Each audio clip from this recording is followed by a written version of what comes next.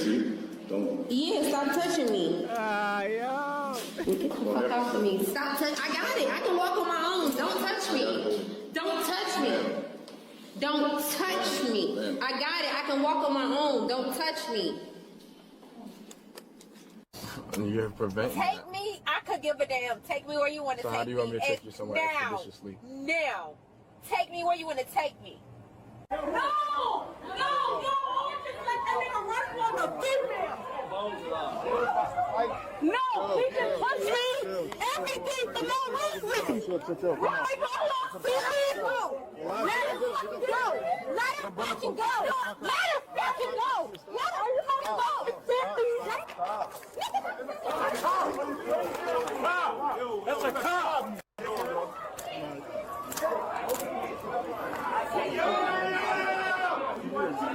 You know, for me, you know, once you're in a certain position in life and you hold a certain title, especially within government, there are just certain locations, you know, you should never ever be seen at.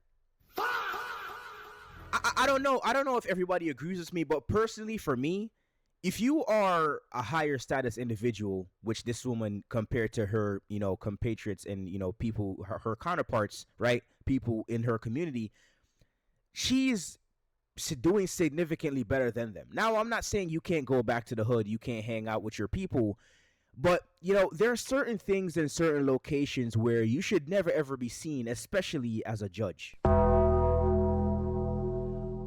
And listen, people are going to say, oh, you know, you think that money should change people. Yes, money does change people. It actually does. But for me personally, I'm not saying you can't go back and say hi to grandma. I can't say you can't go back and hang out with your sister or maybe hang out with your cousins and you know, hang out with your long lost cousins, right? But there's certain venues and certain places that you should never ever be seen at as a judge. And because of this, she was actually putting herself in a situation where she ended up getting removed from her position.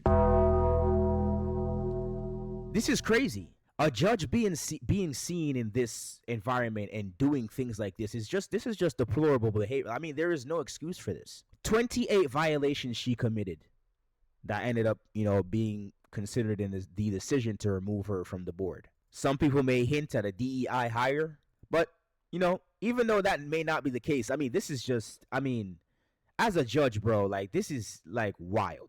Some of the most impactful voters that I've had have been unhoused people. And, you know, it has been the simplest things that I didn't even realize, just recognizing their humanity, that made them want to show up and vote for me. Translation, I paid homeless people to vote for me and give me their vote in every single election that I've ever been in. You know, where there's smoke, there's fire. You know what I'm saying? I just got to call a spade a spade. Where there is smoke, there is fire.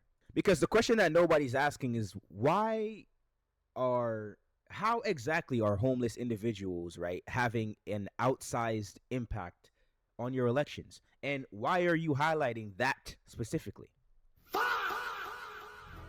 You know, politicians just don't casually highlight specific things like that. They normally do it. And there's one thing I noticed about politicians, right? Because I've been reacting to a lot of them recently. They just don't put out specific details like that unless that type of demographic, especially in this case, unless that type of demographic has been specifically being cultivated right now or has been specifically cultivated for that reason. You know, that sentence right there says a lot without saying a lot, if you know what I mean. But the Democrats have been caught in multiple states, right, registering voters from homeless shelters, or rather registering voters at homeless centers, offering incentives at food banks, and also organizing transportation, right, from encampments to polling locations. So we've seen this before. So what she's really doing is just admitting to, you know, paying these homeless people to vote for her. And to be honest, you know, these are the easiest people to, you know, incentivize and convince to vote for you because, I mean, they have nothing. They have no permanent address. They have no food to eat. So, you know, if somebody's telling them, listen, we might put you up for a week or two, you know, maybe you can figure something out, or maybe we'll give you food for a week or two. I mean, who wouldn't actually go ahead and vote for that? I mean, the game is just the game. I mean, it's despicable behavior, but this is what they've been doing, and they've been caught red-handed doing this. And it's crazy that she would mention these homeless people because the majority of the people who actually vote for her are working class families, veterans, business owners, parents, people who actually pay taxes. The people who actually contribute to the community in a positive way are the people who actually vote for her. And, you know, this is another reason why voter ID is so unpopular within, you know, the Democratic Party and for Democrats, because it would make it significantly harder for them to exploit the vulnerable populations for votes. It's very simple. But that's crazy, though. She has working families, business owners, people who actually keep the lights on in her house and in her communities, and are actually people making, like, paying their taxes, making impact in the community, actually doing something for the community, not being a burden, right? And she doesn't highlight those people. Instead, she chooses to talk about homeless people.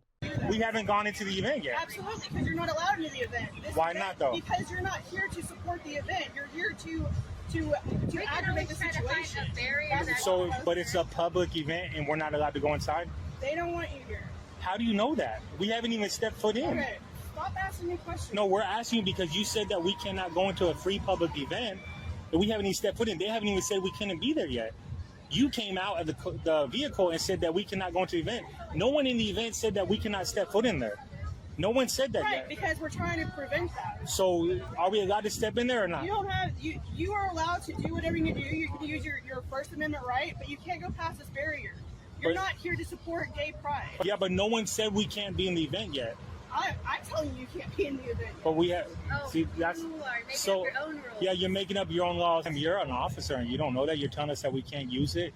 I've also worked other protests before to where we have arrested people that have used amplified noise. All right, so we're not allowed to use it, or else we'll get arrested. Is what you're saying? Depends. Depends on what? The decibel, right? Okay, so it is a decibel. Depends on what you're doing. Depends on what you're saying. Okay. You can offend someone. So let me get this straight. First, she makes up her own rules, telling them that they cannot enter the venue because they're not supporting Pride Month or Pride, right? That's the first rule that she made up without them even being told to get off or get out of the venue, which is a public space, by the way.